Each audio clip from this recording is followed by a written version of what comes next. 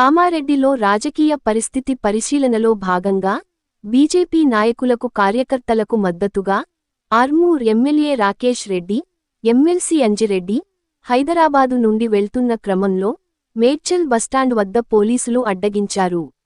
దీనితో ఎమ్మెల్యే పోలీసులతో వాగ్వాదం చేశారు. రోడ్డుపై కూర్చొని నిరసన తెలిపారు. పోలీసులు ఎమ్మెల్యే రాకేష్ రెడ్డిని, ఎమ్మెల్సీ అంజిరెడ్డిని పోలీస్ వాహనంలో పోలీస్ స్టేషన్కి తరలించారు. ఎమ్మెల్యే మాట్లాడుతూ ఇలా అణిచివేత చేయడం అంటే ప్రభుత్వ ప్రతిష్టను దిగజార్చడమే అని, అతి త్వరలో కామారెడ్డికి బయలుదేరుతామని వెల్లడించారు.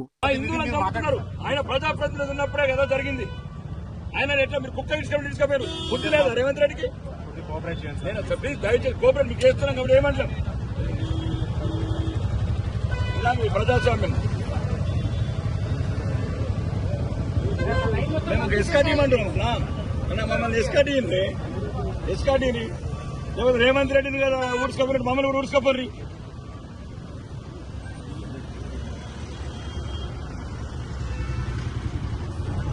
ఇదేందన్న ఇంత దారుణం వస్తుంది? నాకే డెమోక్రసీ ప్రాసెస్ అన్న.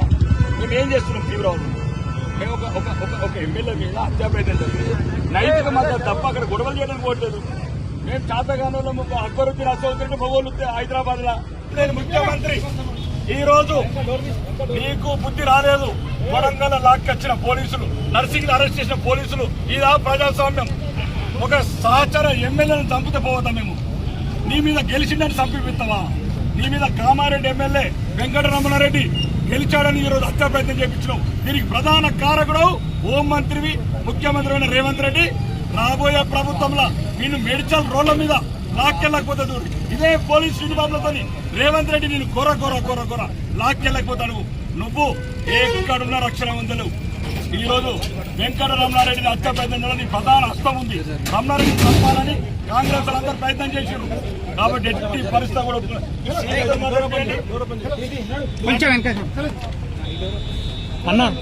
అన్నా తీసుకో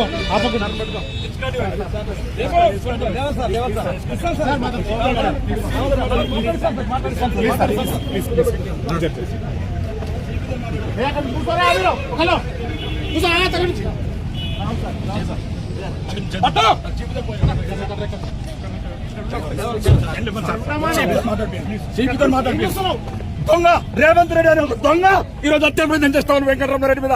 నిన్ను వచ్చే ప్రభుత్వంలో రేవంత్ రెడ్డి ఈ మేడ్చల్ రోడ్ల మీద ఇదే పోలీసులతో లాక్కెళ్ళకపోతే నా పేరు రాకేష్ రెడ్డి కాదు. దొంగలు కూడా కాంగ్రెస్ వాళ్ళు హిందువులను చంపేపిస్తున్నారు. బాన్స్వాడలో కామారెడ్డి ఎమ్మెల్యే మీద హత్య ప్రయత్నం కొడుకులారా మీ వాళ్ళందరినీ ఇదే పోలీసులతో మా పేరు ఆర్మూర్ ఎమ్మెల్యే పైడి రాకేష్ రెడ్డి గారు. దుండిగల్